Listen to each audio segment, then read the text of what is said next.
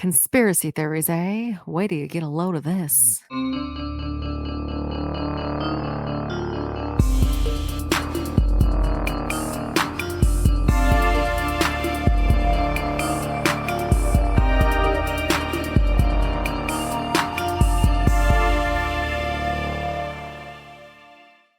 Hello, and welcome to Cracked Sisters Conspiracies. We're a podcast that covers conspiracy theories, mysteries, and all of our spooky shit. My name's Jackie. And I'm Cassandra.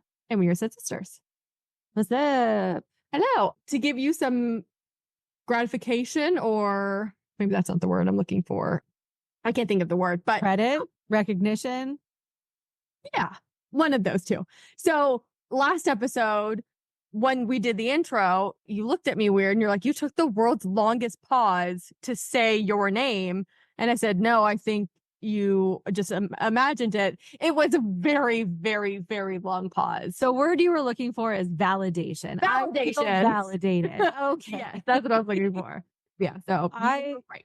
thought I was losing my mind. I'm like, why is this taking so long? It's because my computer was glitching, but it was only on my end, so it wasn't like registering. So I didn't notice anything was wrong to you, but apparently it was. Well, that was fun. Glad that's been resolved. Yeah.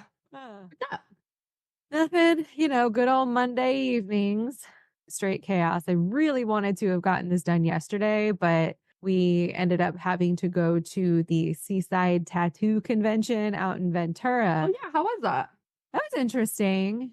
We were only there for a couple of hours, but it's just, rows and rows of tattoo like parlors and artists and some supply companies and some other weird little like vendors sprinkled in. Mm-hmm. But it was just a bunch of people getting tattoos everywhere. And like, cool. I sat and watched some lady get both of her ass cheeks tattooed with like the prettiest floral design. Oh, okay. She had very clearly had work done because her butt was an abnormal shape. It looked very BBL-ish, but it didn't look bad. It looked better with a tattoo all over it.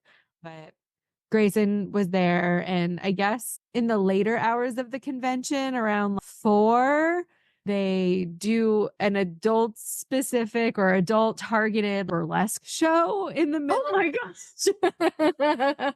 We ushered the child away and then took turns going to watch. And then it was burlesque. So you don't see nipple, but you saw boobage. And so at the last one, Gracie was like, I just want to see. I'm like, okay, fine, whatever.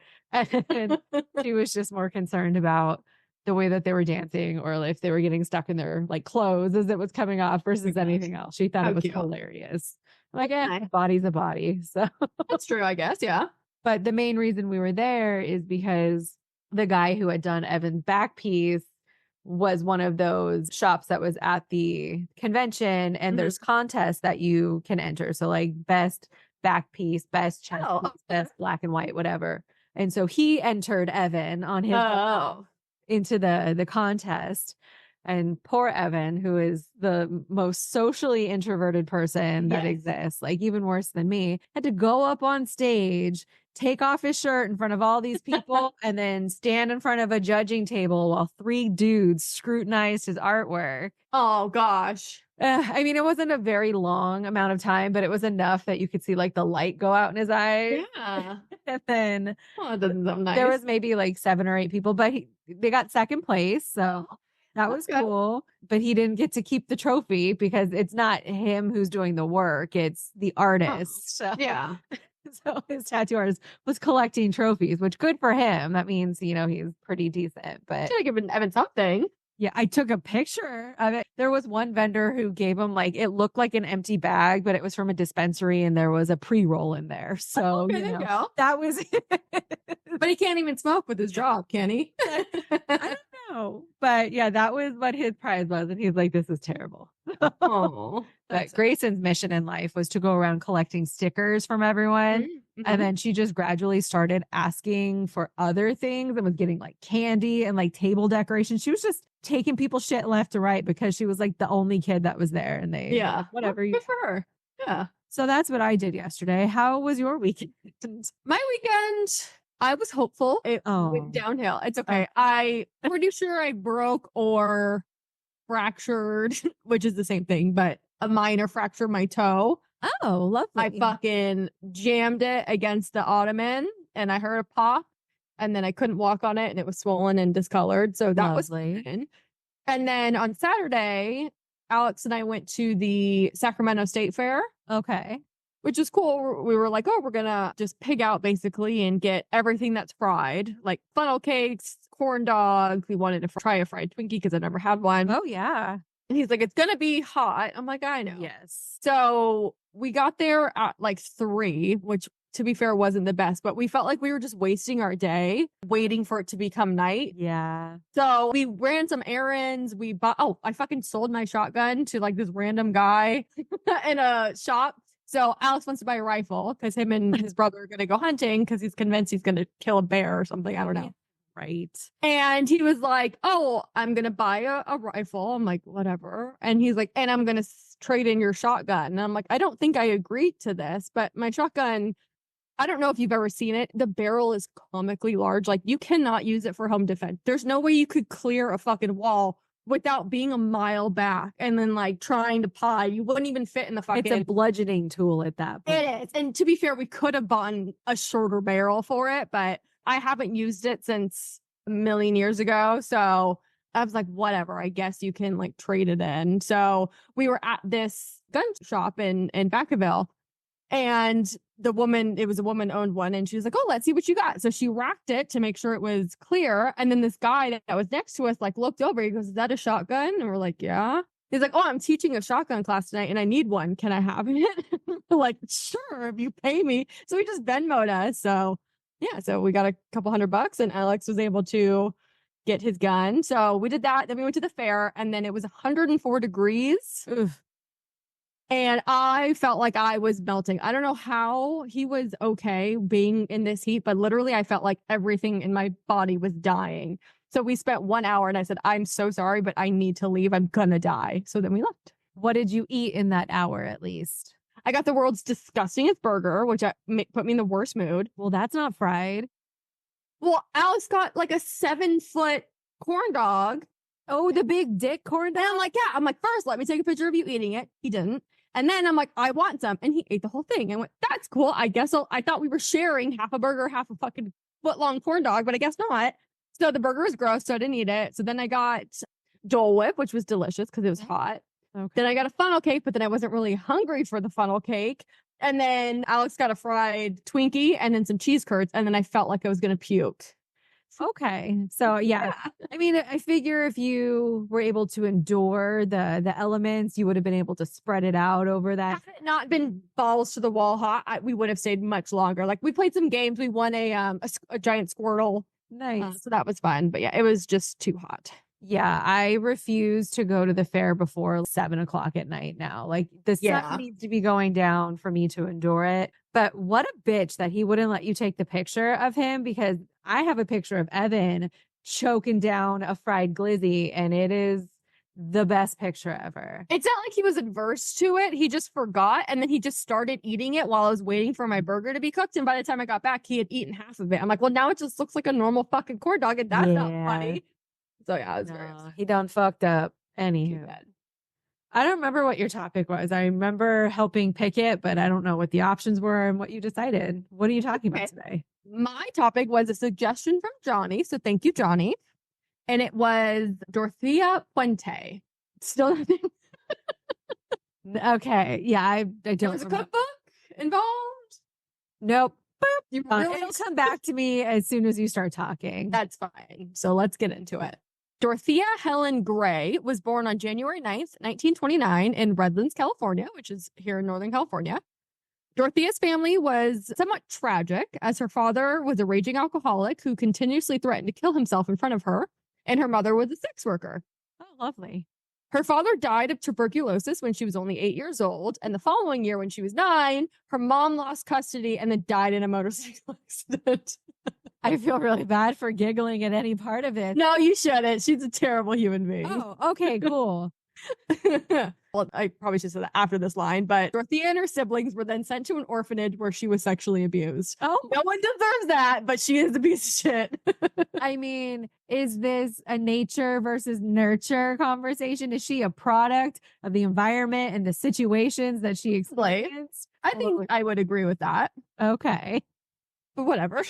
Like, I still don't know what she did. So let's find out.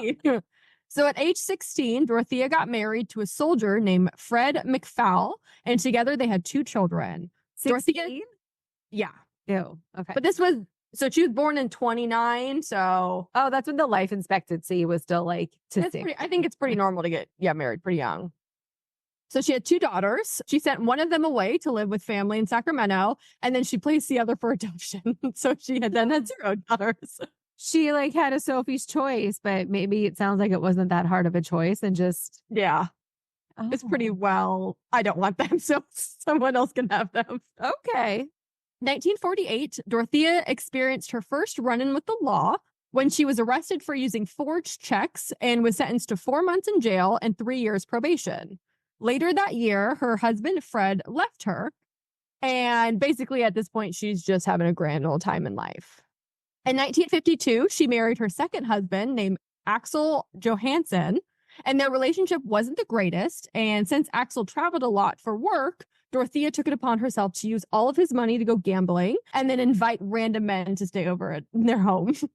Oh, okay. I mean, I understand being lonely, and maybe she didn't quite sign up for that when she got into it.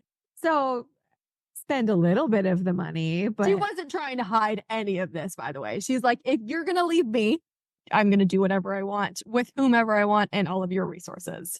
I mean, okay. Sucks for him, but In 1960, Dorothea was again arrested for running a brothel disguised as a bookkeeping firm. She was sentenced to 90 days in jail. And that sentence really reminded me of you. I feel like sometimes your office is just a front for something nefarious. you know what? You can keep thinking that. It makes it very interesting. I was just thinking she uses an accounting office or a CPA office or whatever. Like, have you ever heard the term spicy accountant? Like OnlyFans girls, like that's what they do. They're sex workers and they call themselves accountants. Oh no, I've never heard that. Oh, okay. Well, now you learned something. Oh, okay. Interesting. So the following year, Dorothea spent a little me time when her husband Axel had her committed to DeWitt State Hospital Nice due to her vacation. binge drinking, criminal behavior, and multiple suicide attempts. All righty. While in the loony bin, Dorothea was diagnosed as a pathological liar with an unstable personality. Dorothea and Axel got divorced in 1966, but she kept her married name and created an alter ego. She then went by the name Sharon Johansson, and she portrayed herself as a devout Christian woman who liked to help young, poor women in need. No way that's going to go wrong. No, not at all. She's so nice. Yeah. She ran a boarding house where she helped alcoholics, homeless people, and people suffering from mental illness. Continue with their vices because I can't imagine she actually helped anyone. Well, and to really drive home her new good Christian woman image, she wore older lady vintage clothing. She had big glasses, and she purposely stopped dyeing her hair so her hair would grow out gray. So she looked a lot older and more innocent than she was. Oh, okay. In 1968, she married her third husband, Roberto Jose Puente. Their relationship only lasted 16 months before Dorothea filed for divorce, claiming that there had been abuse in their relationship. Roberto wasn't having that shit and ran off to Mexico to avoid getting divorced. He was finally tracked down and their divorce was finalized in 1973. Even after being divorced, their relationship was trash and Dorothea filed a restraining order against him in 1975. But she did, however, keep her last name, as you know, because they called her Dorothea Puente. Interesting. Then she wed her fourth husband. Oh my God. Is she collecting Infinity Stone husbands? I guess. Maybe if it doesn't work the first couple 100 times, just give up. I mean, she's almost got the full gauntlet. Like, well, doesn't J-Lo, isn't that what they call her? Who's the Marvel character with all the rings? that's Thanos? Thanos. Yeah. Don't they call her that because she has like 5 engagement rings? Like, oh, okay. Yeah, I could see that. That's funny. Okay, so she met her fourth husband, married him, and then she left him 1 week after getting married. What? goodness. She just wasn't meant to be tied down. She needs to be Clearly. free. Right? In December of 1978, she was arrested yet again for illegally cashing state checks belonging to the poor, homeless tenants that she was supposed to be helping out of the kindness of her good Christian old lady heart. There it is. Okay.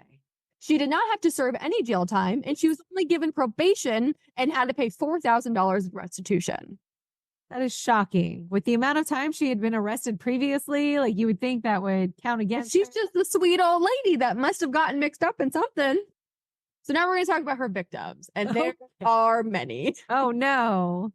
So she liked to take advantage of AARP members, so generally about like 65 and older. So real old people. I didn't want to say anything because anytime I mention age, people get very... I'm not calling out the specific geriatric community. I'm just saying in comparison to her who is fronting as an old person, right? Oh, you mean real as in legitimate, not real as in you're really old. Correct. Yes, I did not mean it in a That's derogatory how it came out. Okay. Yes, correct. Okay. So on Dad's birthday of 1982, Dorothea went out to a bar and she picked up a 74-year-old man named Malcolm Mackenzie. And at this time, she's 53. So she's not that young, but she's acting like she's much older. Sure. Got it. The two took it back to Malcolm's apartment where Dorothea allegedly drugged his drink and stole all of his money and jewelry. She roofied him?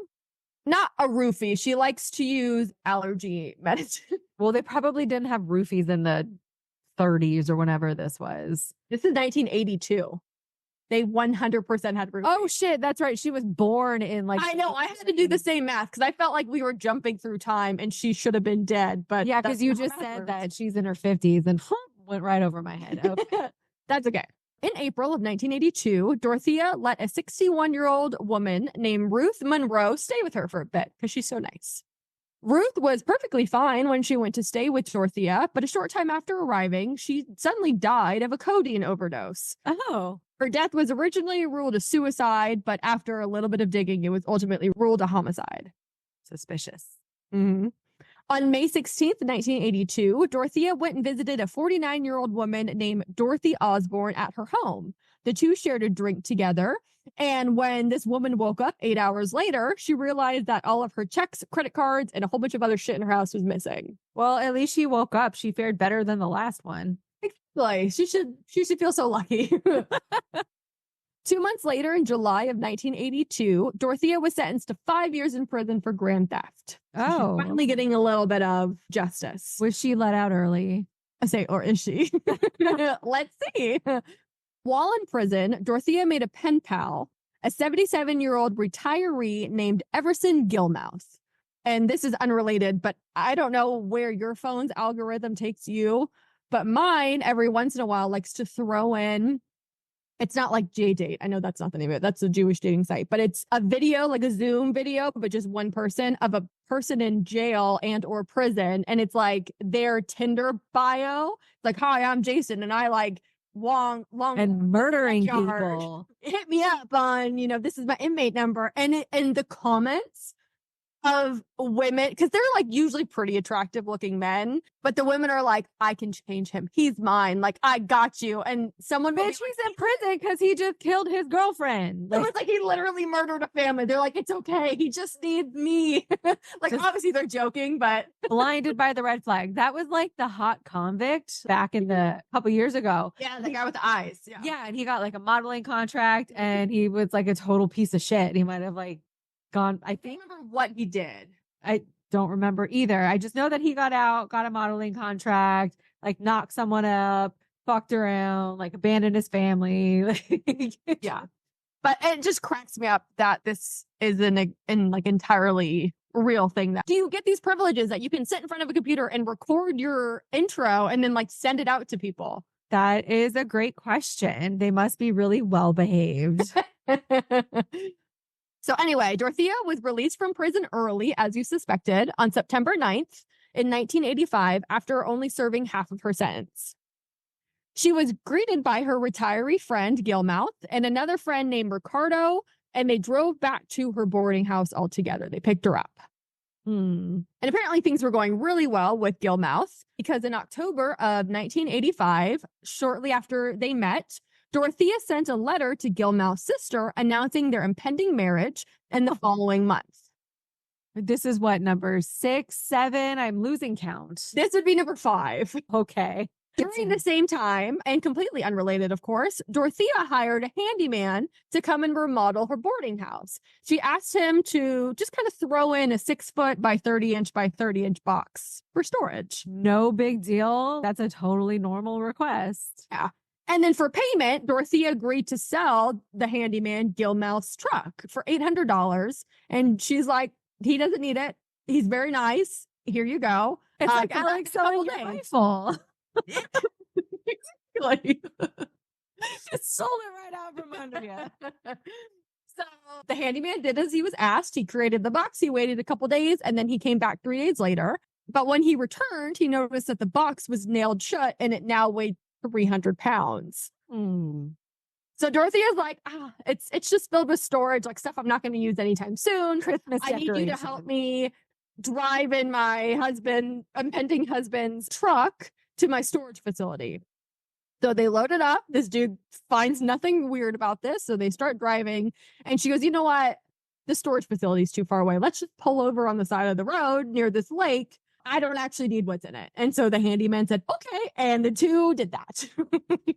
Another completely unrelated news headline. On January 1st, 1986, a dead body was discovered inside of a box by a fisherman on the Sacramento River. No shit. You don't It's say. a small world. The body had been wrapped Dexter style in plastic and then covered in a bedsheet, secured by electrical tape. Inside of the box with mothballs and those things that you put in the toilet every time you flush to make it smell good. Oh, uh-huh. And up until this totally random stranger's body was discovered, Gilmouth's sister was still receiving letters regularly from her brother, letting her know how alive he was and that he was still cashing his much needed state benefit checks. Oh, I see. In October of 1986, a 78-year-old woman named Betty Mae Palmer was the newest tenant of Dorothea's boarding house. Betty Mae started noticing some strange things during her stay, like when she caught a look at Dorothea's new driver's license that she got in the mail.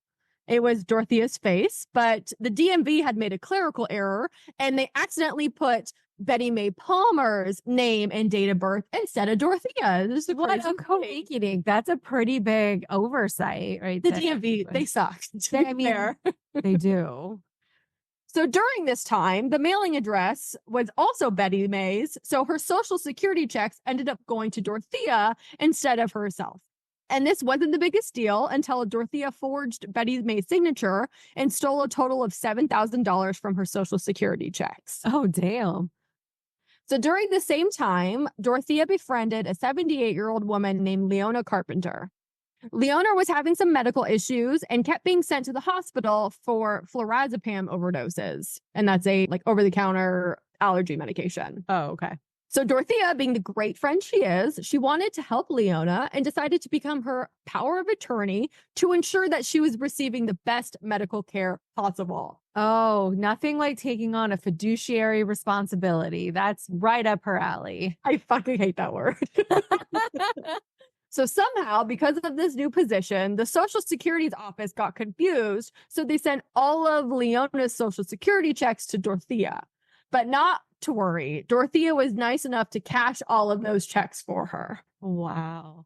She's just a saint. I'm not at all surprised in the government's lack of, ability to catch the fact that all of these people's social security checks are mysteriously going to the same fucking address. Well, it is a boarding house, so it is possible, like an apartment complex, I guess. But I agree. And it only gets more apparent and just worse. Okay. And about 4 months later, the craziest thing happened and Miss Leona went missing. No. In February of 1987, 52-year-old James Gallup moved into Dorothea's boarding home. 5 months after moving in, he was sadly diagnosed with cancer after they found a malignant tumor in his colon. But worry not, because Dorothea was ready to help him. Of course. James told Dorothea that he was willing to do some additional tests just to kind of make sure this was the correct diagnosis and see if there's anything he could do. So when the doctor called to schedule these tests, Dorothea told him, don't worry about it because James moved to LA and was never coming back. Oh. In October of 1987, a 6-year-old woman named Vera Martin was sent to live at Dorothea's boarding home. After only 3 days of living there, she being Dorothea, was able to forge Vera's social security checks and cashed in over $7,000. Oh, my goodness. 14 days later, Vera's daughter was worried when her mother didn't call her to wish her a happy birthday, and she was never given any answers. So that doesn't have a happy ending. Business must have been fucking booming because also in October of 1987, a third woman named Dorothy Miller, who was 65, came to stay at the boarding home. Dorothea wanted Dorothy to make friends, so she introduced Dorothy to her old friend Ricardo, and he was one of the 2 guys that came to pick her up when she got released from prison. Gotcha. So very shortly after her arrival, Dorothy had gone missing. Dorothy and Dorothea are very similar names. Dorothy had gone missing, but not before she added Ricardo as her payee to her Social Security benefits. So Ricardo's in on it too. He's just also a good Christian man. Sure sounds like it. The next month, and completely coincidentally, Dorothea needed to hire a carpet cleaner to remove a large pile of foul-smelling slime from inside of Dorothy's room. Pretty sure slime wasn't a big deal back then. It must be something else. I don't know. So Dorothy was still missing, and not wanting Dorothy to miss out on her Social Security checks in the meantime until she was found, Dorothea and Ricardo continued to cash her checks for her for when she would return. And they cashed about $11,000 worth. So generous of her to think know. of her like that. This lady, man. In February of 1988, a 51-year-old man named Bert Montoya moved into the boarding home. Dorothea and Bert must have become fast friends because only 1 month later, paperwork was submitted that named Dorothea as the payee to Bert's benefit checks. On August 29th, Bert had an appointment that he missed with the social worker. They kept calling and trying to get into contact with him, and Dorothea finally informed them that Bert had gone to Mexico to go visit his family. These social workers, for whatever reason, were not giving up. This is like the hill that they decided that they were going to fucking die on. So they just kept calling and showing up to this boarding house trying to get to the answers because they didn't believe what Dorothea was saying. Oh, good. I know. It's like the one silver lining of this story. Dorothea was tired of being hassled by these calls, so she asked a convict friend of hers to call the social worker and pretend that he was Bert's brother-in-law to really sink home, like, yeah, he did come to Mexico and he's still here somewhere to visit us. He called, and thankfully the social worker's like, I know you're full of shit and I'm calling the cops. Oh, okay. So on November 10th, the social worker received a letter from Bert's brother-in-law that was wrapped in a paper towel instead of an envelope, presumably to avoid any fingerprints. And it made it all the way through the U.S. postal system. The social worker's like, what the fuck is this? Like, I don't know who you're trying to convince. This is the opposite of what you're trying to do. Points for creativity. I thought so. So then lastly, on March 9th, 1988, 55-year-old Benjamin Fink was sent to live at this boarding home. Benjamin's brother visited him every single week for 6 weeks. And on the 7th week, he's found that his brother was suddenly missing. Oh. After a short while, other boarding tenants told Dorothea that there was this terrible smell coming from Benjamin's room and that she needed to do something about it. And she's like, oh, I know, it's the fucking sewer. It's backed up. Like, don't worry, I'm calling a guy. It's going to be fine. To fix this sewer problem, in April, Dorothea decided to do some yard work, and she ordered 12 bags of cement, and she wanted to fill a very large hole in her yard next to her shed. Again, not suspicious at all. These are just normal things that single women do. Especially if you have a new property, I'm constantly adding things and buying cement. Right. So how did the police finally get wind that they should maybe start looking into this woman? I would love to know. I'm going to tell you. That super fucking dedicated social worker that I mentioned wasn't lying when she told Dorothea that she was going to call the cops, or he, I don't know if it was a man or a woman. And so they did. So on November 7th, 1988, police had come by and spoken with Dorothea and a former tenant named John Sharp. Dorothea and John both said, no, I haven't seen Bert. He went to Mexico or whatever, like whatever it is. Neither of us has seen us. Please stop harassing us. Before the officer left, John was able to slip a note to the officer that said, quote, "She wants me to lie to you," end quote. Oh. So that's the got two, balls. I know. So the two agreed to meet off-site out of Dorothea's earshot a little while later. Then John was able to openly talk about everything that he had witnessed, in addition to all of the fucking people that have gone missing while they were supposed to be living on this property. I'm surprised he made it out. That's what I said. Maybe he was young. I don't remember if it's at his age. I don't think it did. So with this new information, the officer returned to Dorothea's property and asked to look around. And I saw that she had all of this previously disturbed yarding. So he's like, "Hey, I'm gonna look around. Do you mind if I like kind of dig up a little bit of your yard?" And she's like, "That's totally fine. Like, here's a fucking shovel. I'm going to go get a coffee. I'll be right back." Oh, no. And they let her leave. So it only took the officer 30 minutes to find his first dead body. The police ultimately found 7 bodies on her property. 7. Wow. Betty May was dismembered in a shallow grave Oh. in the front yard, and she was missing her head, hands, and lower legs. Leona was found buried somewhere on the property. It was nondescript. James Gallup had not gone to LA, shocking, but instead he was buried under a gazebo. Oh, that's nice. Vera Martin was found inside of Dorothea's shed. Dorothy Miller was found under a slab of concrete. Bert, who, started this whole revelation, he was found buried next to Leona Carpenter in the nondescript location.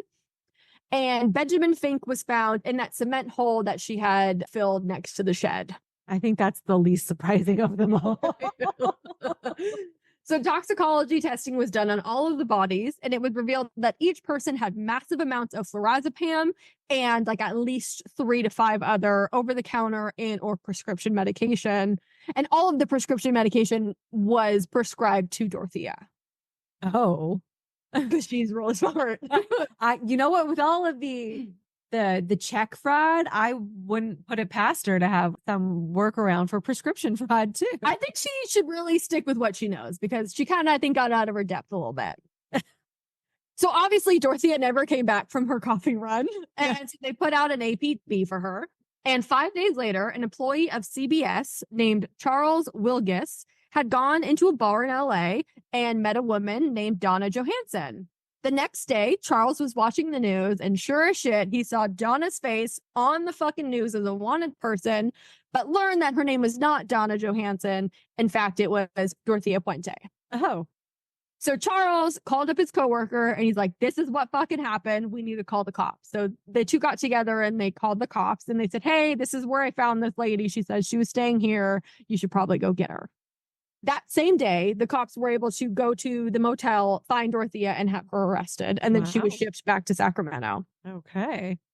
Dorothea was charged with 9 counts of murder, and the DA petitioned to have her case be tried as a death penalty case due to the circumstances. Wow.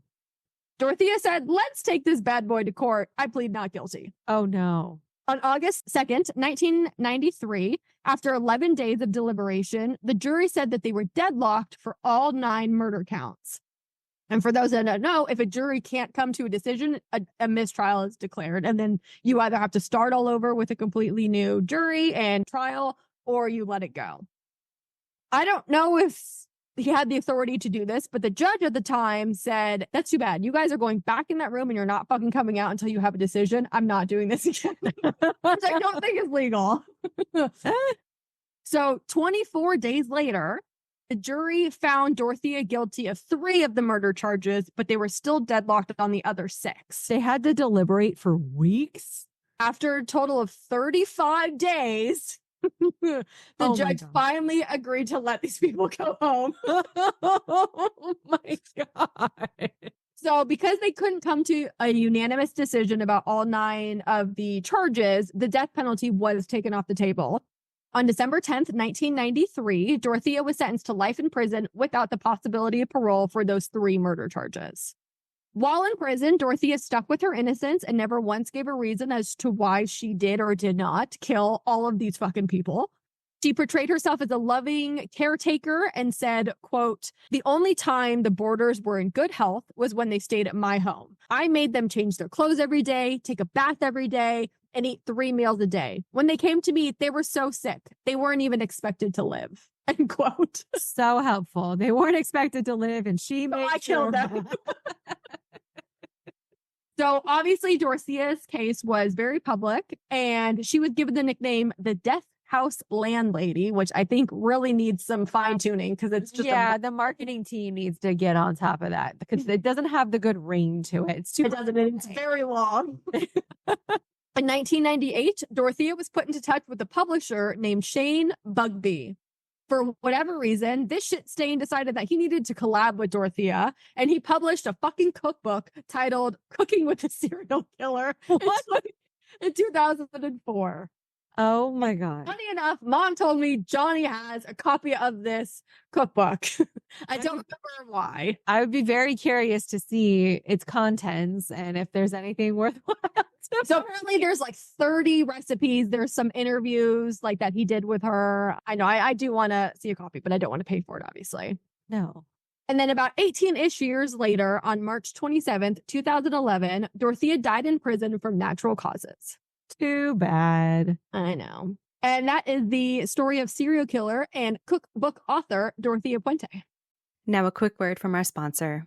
Do you live in the Bay Area? Are you in need of a CPR class for work or just to gain knowledge? Well, look no further because CPR Education has you covered. They host public classes every Saturday in Pleasant Hill, ranging from CPR and first aid, BLS for healthcare providers, infant essentials for new and expecting parents, and EMSA-approved courses for licensed childcare providers. Whatever need you have, CPR Education has a solution. Go to cpredu.com and use code CRACKED for 20% off any public class. That's CRACKED, and you'll get 20% off any class of your choosing. CPR Education, keeping people together.